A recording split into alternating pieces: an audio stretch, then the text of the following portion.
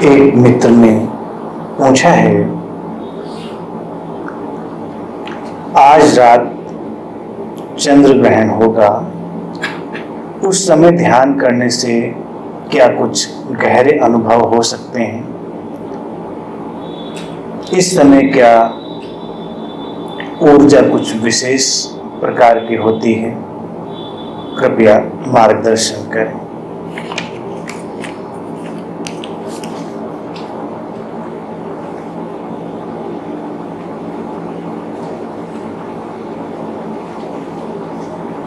तुम उपयोग कर सकते हो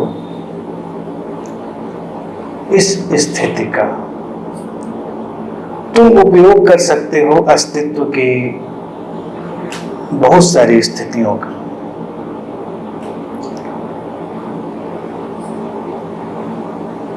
जगत में बहुत सारे बदलाव निरंतर घट रहे होते हैं। तुम इन बदलावों के साथ अपनी सजगता को और बढ़ा सकते हो। पूर्णिमा तुम्हारे जीवन पर और तुम्हारे मन पर प्रभाव डालती है। ये वैज्ञानिक रूप से स्पष्ट हो चुका है, सभी इससे सहमत हैं। ये कोई कल्पना नहीं है। तुम्हारे शरीर में भी 70 से 75% जल है, और ये जल करीब करीब वैसा ही है जैसा सागर का जल। और पूर्णिमा का प्रभाव जैसे सागर के जल पर पड़ता है, एक कशिश उसकी लहरों को ऊपर खींच लेती है। ऐसे ही पूर्णिमा की ये रात तुम्हारे मन पर भी बड़ा प्रभाव डालती है। तुम्हारे भीतर का जो जल है वो प्रभावित होता है, और तुम्हारे भीतर भी भावना की ऊंची ऊंची लहरें उठने लगती हैं। ये सकारात्मक लहरें भी हो सकती हैं और नकारात्मक लहरें भी हो सकती हैं। आज सब जानते हैं कि पूर्णिमा की रात को दुर्घटनाओं का प्रतिशत सर्वाधिक होता है, आत्महत्याओं का प्रतिशत सर्वाधिक होता है, अवसाद में जाने का प्रतिशत सर्वाधिक होता है, और ध्यान में समाधि में गहरे जाने का प्रतिशत भी सर्वाधिक होता है।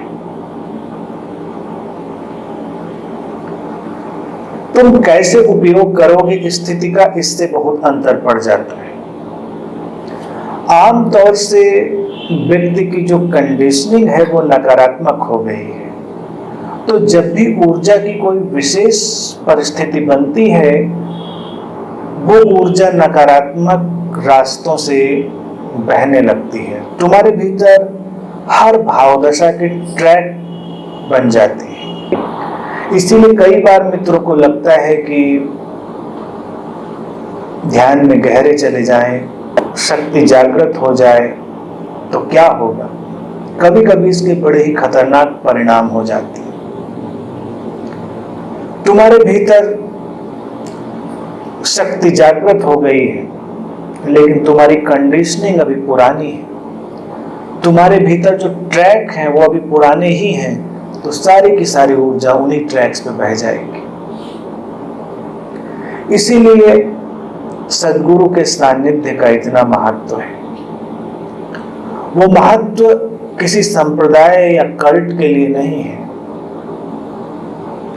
वो महत्व इसलिए है कि धीरे धीरे तुम अपने विचार करने की, महसूस करने की, सोचने समझने की कंडीशनड अवस्थाओं से, संस्कारित अवस्थाओं से बाहर उठ जाओ, ऊपर उठ जाओ, और तुम्हारे भीतर कुछ नए ढंग निर्मित हो, तुम्हारे भीतर कुछ नए ट्रैक पैदा हो, तब तुम्हारी ऊर्जा उनसे बहना प्रारंभ हो। ध्यान में भी कई बार मित्र जाते हैं और विक्षिप्तता की ओर बढ़ने लगते हैं। अक्सर देखा गया है कि गए तो अच्छे भले थे, सब कुछ ठीक ठीक चल रहा था, और अचानक एक अराजकता, काम वासना की विक्षिप्त अवस्था, क्रोध की विक्षिप्त अवस्था, ईर्ष्या की विक्षिप्त अवस्था उनको घेरने लगती। कभी कभी तुम्हें यकीन नहीं होगा कि ये ध्यान में जाता हुआ व्यक्ति इतना हिंसक कैसे हो सकता है। कभी तुम्हें यकीन नहीं होगा कि इसके भीतर काम, क्रोध, ईर्ष्या की इतनी ऊंची तरंगें कैसे उठ रही हैं।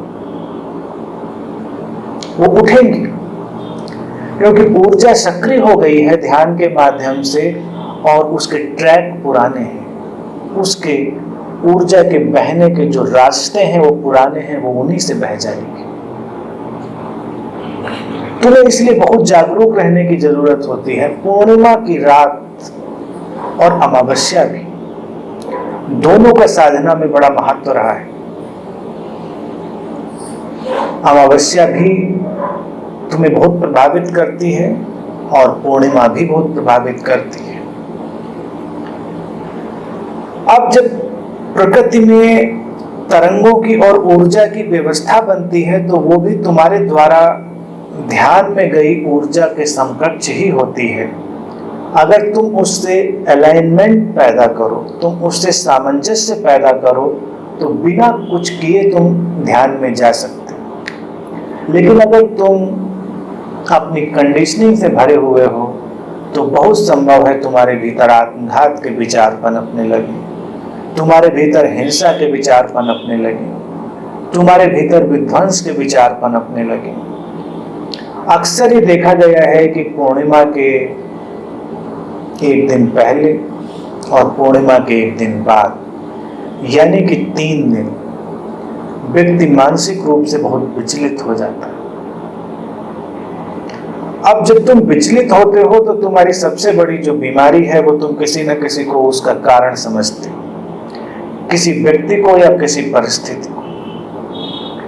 जैसे ही तुम किसी व्यक्ति या परिस्थिति को कारण समझते हो, तुम सारी स्थिति से चूक जाते हो, तुम उसका लाभ नहीं ले पाते। तुम्हारे भीतर जैसा भी जगत है उसके तुम ही उत्तरदायी हो, कोई दूसरा नहीं। तुमने ही अपनी दुनिया रची, तुम ही उसके निर्माता हो, उसके निर्देशक हो और अभिनेता भी तुम ही। इसलिए व्यक्तियों या परिस्थितियों को दोष देने से बचें। ये छोटी छोटी बातें तुम्हारे लिए नए ट्रैक पैदा करती, तब तुम अस्तित्व की बदलती हुई ऊर्जा का सदुपयोग कर पाओगे। तब वो अवस्थाएं जो तुम्हें विचलन की ओर ले जा रही होती हैं, तुम्हें संतुलन की ओर भी ले जा सकती हैं। अगर तुम्हारे कंडीशनिंग के तल बदल गए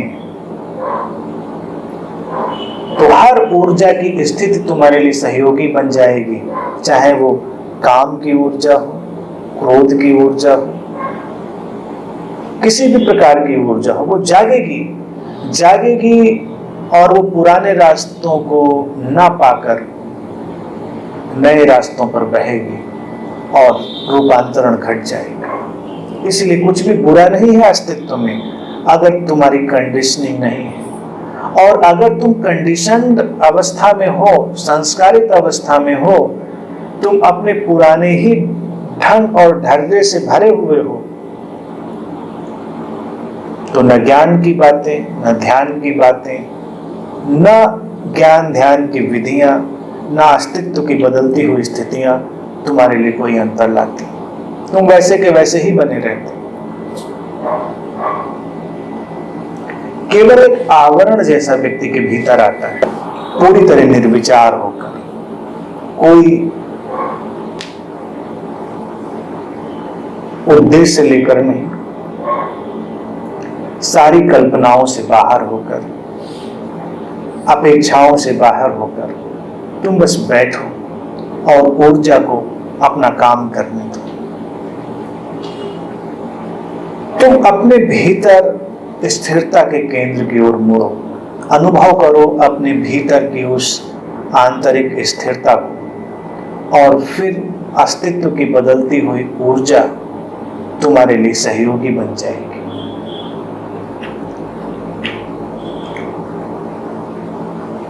अक्सर तुम्हारे आसपास एक धार्मिक साजिश रही,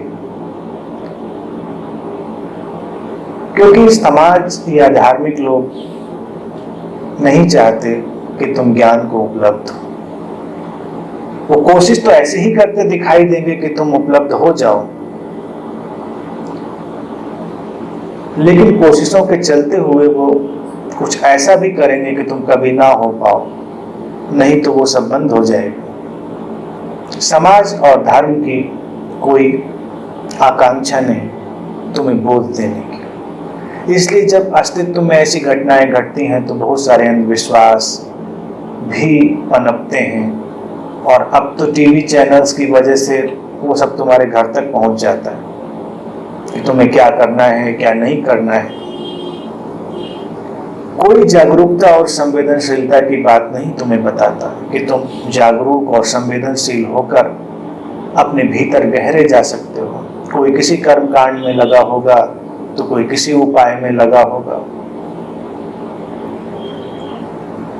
लेकिन तुम उपयोग कर सकते हो। जीवन में बहुत सारी ऐसी ऊर्जा की अद्भुत स्थितियां होती हैं जब तुम उनका सदुपयोग कर सकते हो। ऐसी अवस्थाएं भी उन्हीं में से एक है। इस विषय पर कभी हम विस्तार से बात करेंगे कि धर्म ने तुम्हारे लिए कौन कौन सी चीजें प्रतिबंधित कर रखी हैं, जिनके माध्यम से वो कहता है कि तुम्हें नुकसान होगा, लेकिन उन्हीं स्थितियों के कारण तुम बहुत आगे जा सकते हो। कई बार जो बातें तुम्हें विध्वंस की ओर ले जाने वाली होती हैं वही तुम्हें सृजन की ओर ले जा सकती है। वो एक ही प्रक्रिया है, डरने की जरूरत नहीं। अभी मैं सुन रहा था टीवी पर कि जितनी देर चंद्रग्रहण पड़ेगा उतनी देर मंदिरों में ताले पड़ गए। अब मंदिर नहीं खुलेंगे, उसके बाद खुलेंगे। तो उसी समय तो मंदिर खोलना चाहिए ना।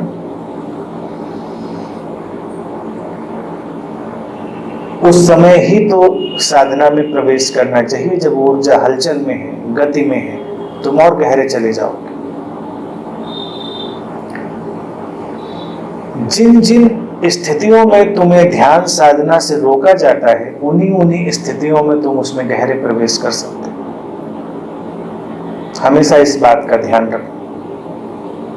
अपने आसपास दृष्टि दौड़ाना और तुम्हें एक अंतर्दृष्टि उपलब्ध होगी कि जब भी ऊर्जा की या तुम्हारे शरीर की या तुम्हारे मन की वो अवस्था जो तुम्हें नकारात्मकता की ओर ले जाती प्रतीत हो रही थी, उसी समय मौका था कि वो सकारात्मक दिशा में मुड़ जाती।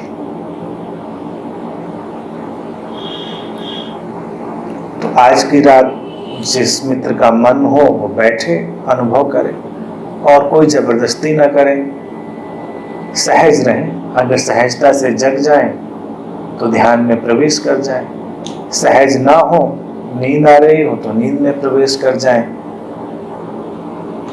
सहज होकर जो हो उसको अपना काम करने दें और फिर ऊर्जाएं अपना काम करेंगे। समझ रहे? लेकिन ये स्थितियां उपयोगी हैं, इनका उपयोग कर सकते हो।